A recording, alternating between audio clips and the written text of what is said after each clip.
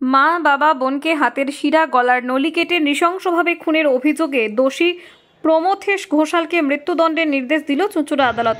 গত 28শে নভেম্বর চুঁচুড়া আদালতে 7 জনের ফাঁসির সাজা হয় 2020 সালে বিষ্ণুমাল হত্যা মামলায়। আজ 10 ঘোড়ার ঘটনায় ফাঁসির সাজা হলো একজনের। সোমবার চুঁচুড়া আদালতের বিচারক সঞ্জয় কুমার শর্মা শুনানির পর অভিযুক্তকে ফাঁসির সাজা শোনান। পেশায় গৃহশিক্ষক প্রমথেশ সাজা ঘোষণার পর এজলাসে দাঁড়িয়ে বিচারকের কাছে মুক্তির আবেদন করে, কিন্তু বিচারক আবেদন নাকচ করে দেন।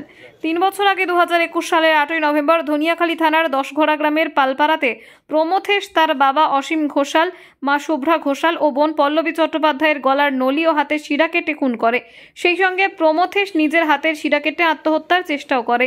আহত রক্তাক্ত অবস্থায় পুলিশ প্রমথেশকে উদ্ধার করে চুঁচুড়া ইমামবাড়া হাসপাতালে ভর্তি করে। ওই ঘটনায় পল্লবীর স্বামী পার্থ চট্টোপাধ্যায় ধনিয়াখালী থানায় খুনের অভিযোগ দায়ের করেন। পুলিশ তদন্তে নেমে হাসপাতালে চিকিৎসারত প্রমথেশ সুস্থ হলেই তাকে গ্রেফতার করে। খুনের মামলায় সরকারি আইনজীবী শঙ্কর গঙ্গোপাধ্যায় জানিয়েছেন, মোট 14 জন খুনের মামলায় সাক্ষী দিয়েছেন। মামলা চলাকালীন অভিযুক্ত জেলেই ছিল। খুনের ভয়াবহতা বিচার করে বিচারক মৃত্যুদণ্ড দিয়েছেন। তবে ঘটনার তদন্তকারী অফিসার সুজিত মাইতি ভালো কাজ করছেন। পুলিশ সঠিক সময়ে চার্জশিট জমা দিয়েছে। গোটা ঘটনায় এদিন আদালত চত্বরে চাঞ্চল্য ছড়ায়। হুগলির পুলিশ সুপার গ্রামীণ কামনাশিস সেন জানিয়েছেন, আদালত ও বিচার ব্যবস্থার ওপর সবাইকে আস্থা রাখতে হবে, তাই অপরাধ যত বড় হোক না কেন শাস্তি হবেই।